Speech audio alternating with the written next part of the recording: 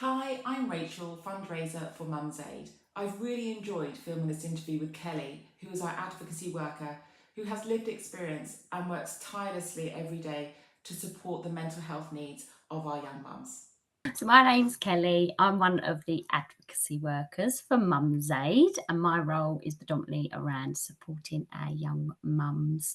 So on a day-to-day basis, I do a number of things. I always say no day is the same. It's always varied, and you never know what's going to happen within the day.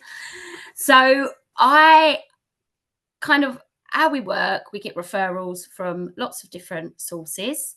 It could be the midwife, work really closely with our Best Beginnings midwife, health visitors, social workers, children's centre staff. We do get a few self-referrals as well of mums that have gone on the website, and kind of every now and then we will get a young girl that does refer herself to our service. So that kind of comes to me as the first kind of port of call. So I will contact them via phone. I do find a lot of the young girls don't always answer the phone. So I always follow it up with a little WhatsApp or a text message just to say who I am and that I'd call back or they could call me. And then I always kind of offer them an home visit to start with, to meet for a walk or a cup of tea or coffee in a cafe, because some of them do still live at home. Some of them are living in temporary accommodation. Sometimes I know it's quite intimidating to have a stranger, a professional, as they see it, rock up at their home. So I think kind of that walking and talking is a good way in. Always make it very relaxed, very informal. Just really go in with a big smile and get to know a bit about them and their lives. And some of them are pregnant, some of them have already had their little ones. At times, that can take time to build up even that initial first visit, because of a lot of the girls that we work with, some of them have been in the care system, some of them are really low in their mental health, some of them have worked with a number of professionals before, and they just think, oh, it's another person I've got to meet, another person I've got to tell my story to. So I'm aware with that first meeting that it can take time. It can take weeks, it can take months. But it's kind of like, as a service, it's not we call you 3 times, we attempt 3 appointments, one shoe fits all, and then we close you. We kind of gauge, we talk to the other professionals that have referred them, and we kind of do an individual kind of based approach of, you know what, this client needs a little bit of time. She needs just a few check-ins. How are you? When's baby due? And then, yeah, slowly you will find that they do want to meet with you. I mean, some do want to meet with you straight away and they want the support straight away, but sometimes it can be a more soft approach at first. So I do kind of the one-to-one work with the clients. I do home visits. I get to know them. I get to build a relationship with them. We kind of look at what they would like support with. We go in with their agenda, not ours. We may have got a referral through with saying they need help with X, Y, and Z, but actually at first they might have a broken washing machine, and until their washing machine's fixed, they can't prioritize their mental health, they can't prioritize their relationships, they can't prioritize being mum to this little baby. They need that practical support. They need a new washing machine, which we can also help with. So we go in and I explain to them that I'm an advocate worker. I'm there to be of a support to them, what they would like help with, what they would like advice, guidance, practical support with. So the things that we can help them with, housing is a big, big one for our girls. Lots are living in temporary accommodation, which can be one rooms, it can be flats. As we all know, like the housing lists is in England is in a terrible, terrible crisis. Some are sofa surfing. Yes, housing is a big one. Just practical things, being on universal credit, having a new baby. All they want is a comfortable, nice home environment with a washing machine, cooker, sofa, bedding. So we work with lots of different organisations, different charities where we can put in referrals to get them that washing machine, to get them a new bed. I've had some that are sleeping on sofas, on floors, because they can't afford the bedding. We can get bits for their baby. We work very closely with a baby bank where we can get them bundles of clothing, nappies, milk, prams, cots, sterilisers, anything kind of baby may need. We make sure they're on the correct benefits, that they're getting all of their Healthy Start vouchers and everything. Oh, cards, sorry, it's changed to card. And anything that they may need. We kind of, so that's kind of like all the practical things, just to name a few, that we can help them with. But then, of course, alongside that, we're seeing what connections they have, what family support, friends, are they isolated, how is their mental health, what is their past experience of kind of therapies. And we kind of do that holding and containing and looking where they're at and where we can move them on to, all around kind of their mental health. And the other thing that MumsAid does, we also have a young mums brilliant counsellor who kind of can offer them sessions face to face, online, over Zoom, just to name a few. We also run 2 young groups for our mums. So again, if we was to say to our young mums, another professional was, oh, there's a local children's centre, these are the list of the groups, you can go along to them. They won't, because kind of they feel kind of it's their own mental health, they feel conscious, they've shared with me, they walk in, all the adults are like, they're adults, they're older than them, they feel like they're being judged, and they just would not have that confidence. I've rarely come across a mum in my old time of working with families, which is many, many years, which would have the confidence to just walk in like that. So we run 2 young mums groups that are just for the young mums, and they're a therapeutic safe space, so they come along with staff that kind of they specialise in that trauma informed approach, moving them forward. And then because they've had that grand work, and we're building the trust through own visits and helping them out with little bits, little practical bits. Maybe we've got them like a baby bundle and they feel, oh, actually, that was really helpful, I'm starting to trust this person. Then they will start to come along to the group.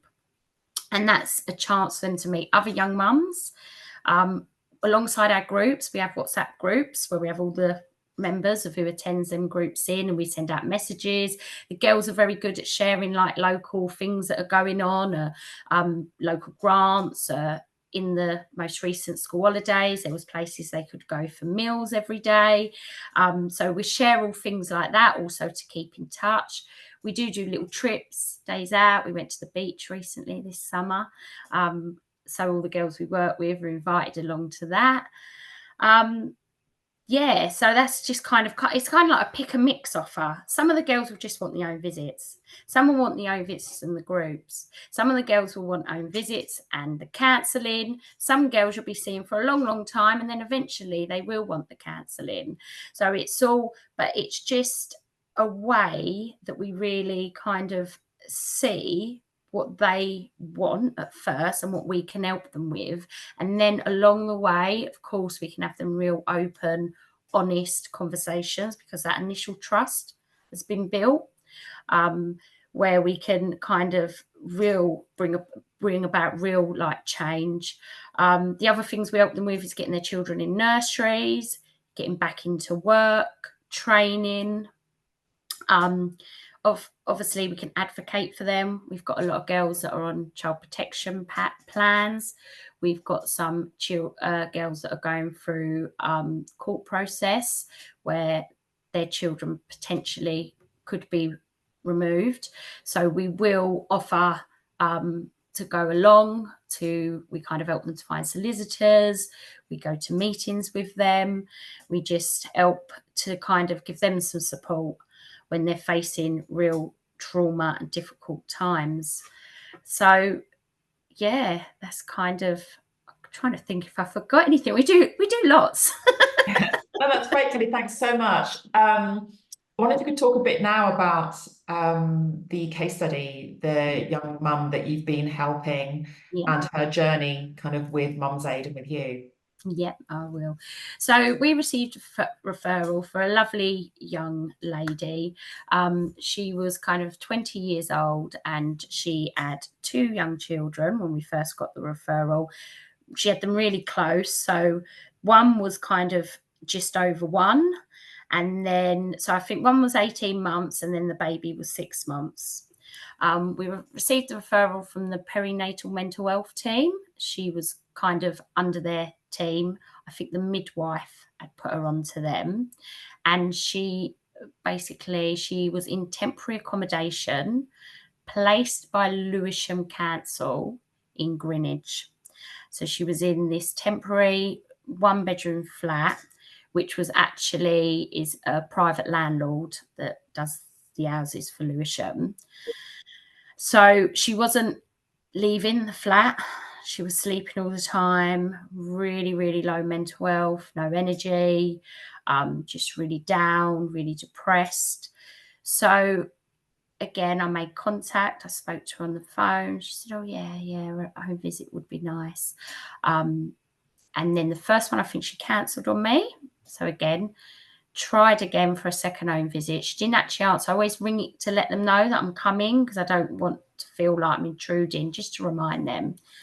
And I knocked on the door and she had two young children. The dad was around sometimes, so he answered. And she had forgot I was coming and he said, "Oh, she's in bed." So I kind of come to the door and I just said, "Oh, I'm from MumsAid." He said, "All right if I come in and we have a little chat?" And she was just she looked really spaced out. And she was like, "Oh, all right." So I come and I remember sitting on the bed with her. And the children with the dad in the front room. And I just had like a very chat about, this is what we do and this is MumsAid and I give you some support. And she just shared that she'd had two young children and she'd just been feeling terrible. She just wanted to sleep all the time. She was just feeling really spaced out. She was just scared of everything. She was scared of germs. She was too scared to go out. She wouldn't leave the house. She was scared that something was going to happen to her children. She also shared that she felt like she'd been feeling like this since her daughter was born 18 months ago, where she was placed in like this bed sit in Lewisham. She just sitting looking at the four walls all day. And then when her second child was born, she was placed in Thamesmead. So that's how she had ended up there now. But it just carried on. When she had her oldest daughter, when she'd had her son, they did want to put her in a psychiatric ward for mother and baby, but she couldn't go with her daughter because it was just for mother and baby. So then her daughter would be apart from her and she just said she couldn't bear to leave her. So she declined it.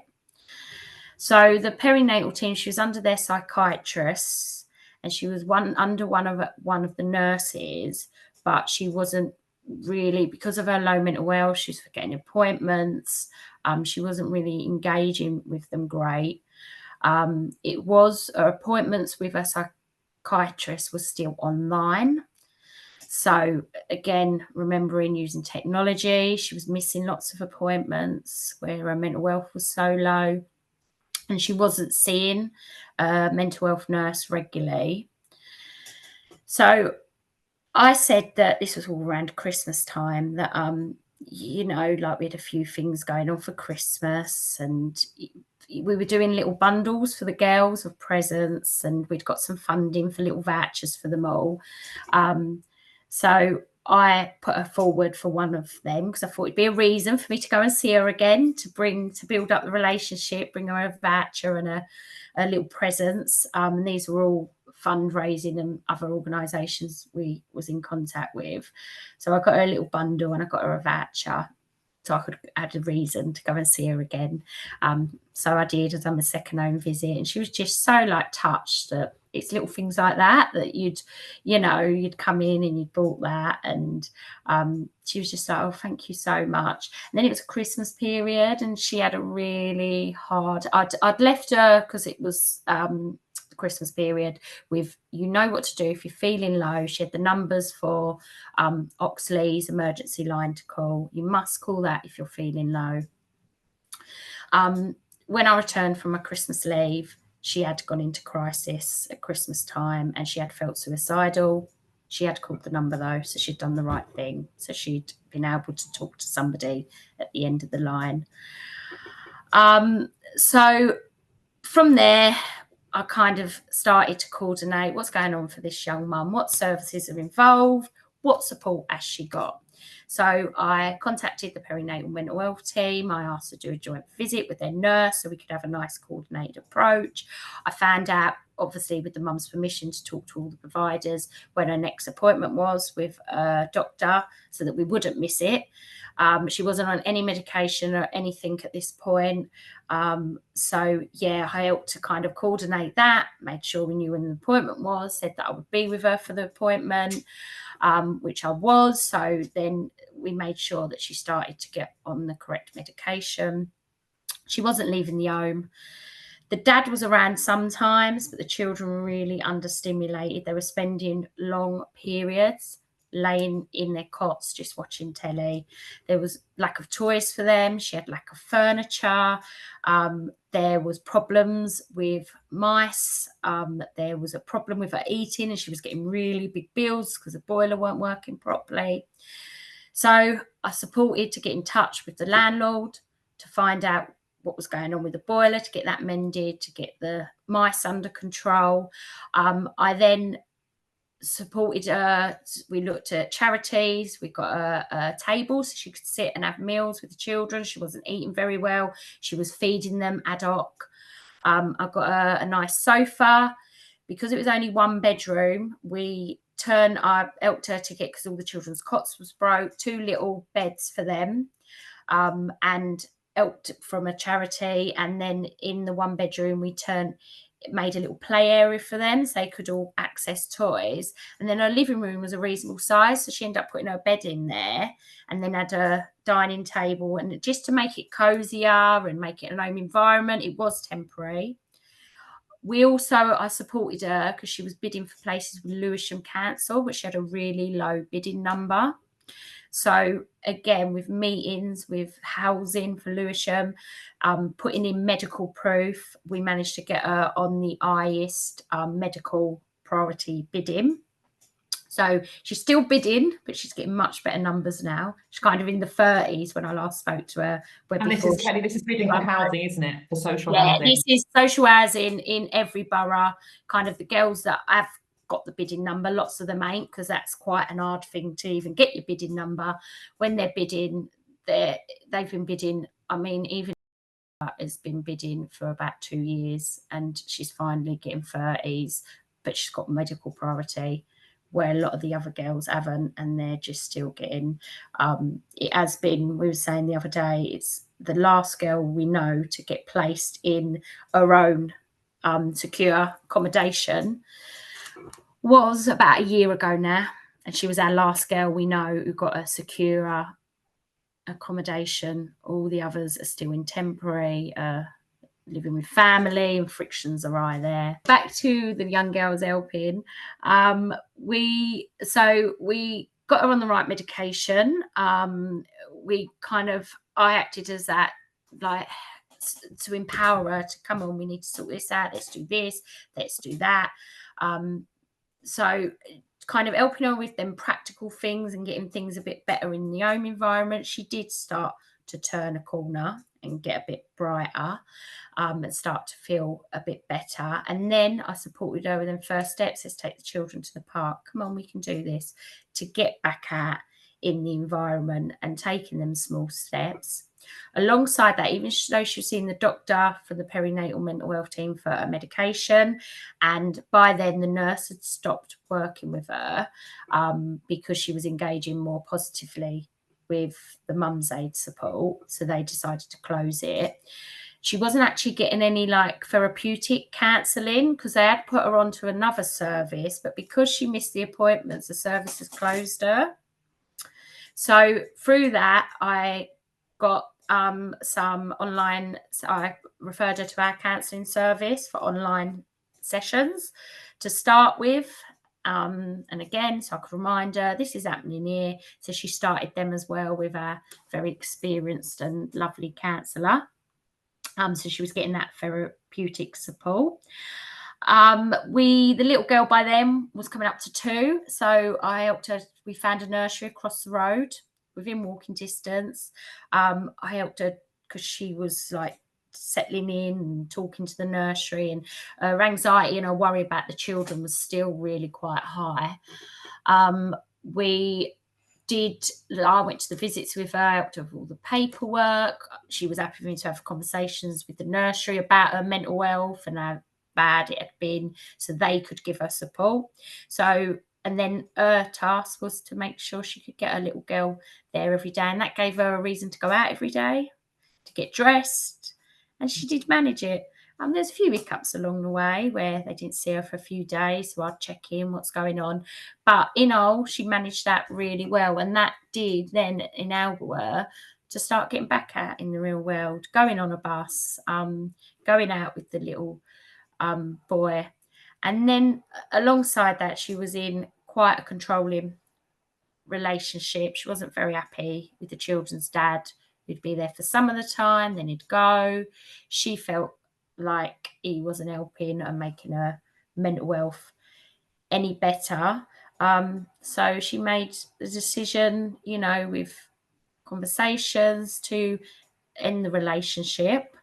And then again, with taking kind of advice or guidance, talking to me about things, because it wasn't easy at first with the contact with the children. He'd just turn up, want to take them out, putting really clear boundaries in place. So she'd meet him at a point, he'd have the children every weekend to a certain time, and then she'd pick them back up, just so she wasn't in conflict with him all the time, because that was not good for her, it was not good for the children. And then more recently, she had, prior to having her daughter, she had been at university. She only had a year to finish. So she decided she was going to go back and finish that year at university to get her degree. And again, I gave her some support with getting some funding via the university for childcare for both the children. We found a nursery that could take them for longer, for more hours, and made sure we settled them in and that they were happy. And yeah, she's just completed a final year of university, and she's just in a really good place. Hopefully she will get her move very soon. The children, they're lovely, they're doing wonderful. So my main work with her is finished. I won't see her as regularly now, but every now and then she will just message me just to she's silly little things. She wanted me to help her with an email the other day. But generally she's in a really good place. The children are in a good place. She's finishing her degree. She's looking forward to the future and what she's going to do next with work. They all seem really happy, which is good. But just to add, from the safeguarding point of view, because obviously it was when I first met her and the children, along the way we also did have to put in a referral to children's services, because I was really worried about the children not going out, being in their cots for long periods. She was really spaced out. But again, even though I had to do that, and I'm always honest with my family, so I told her that I was doing it because I felt she needed more support, and I was worried about the children and her.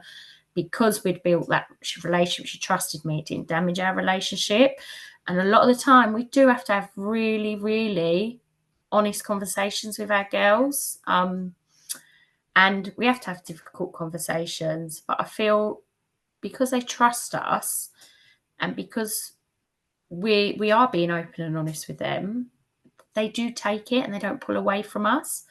So social worker did come in and she did do an assessment, and she didn't pull away from me. She actually wanted me to be there. But they did feel that she had enough support from MumsAid and the nursery, because I was in close talks with them.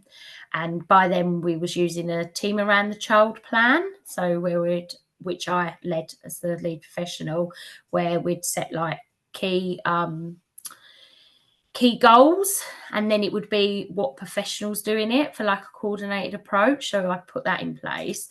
So social care did close it because they felt like she was getting the right support, and that the TAC plan with me leading it was enough to make sure that the right people were supporting her and we was having a coordinated approach for this family. So yeah, sorry, I've Thanks, Kelly. more than 10 minutes. Thanks so much. And I just wanted to add that the average time that a young mum stays with us is about 2 years, isn't it? Yeah, so that's another thing we found as a service and the advocacy. It's not a 6 weeks piece of work. Times not even 6 months piece of work, because the need changes. It goes up, it goes down, it goes up, it goes down. Sometimes they come in like that, and it takes them so long. I was telling Rachel about a girl in my group this week that's just gone down, and she didn't want to leave the house. She did come to the group, so that was fantastic.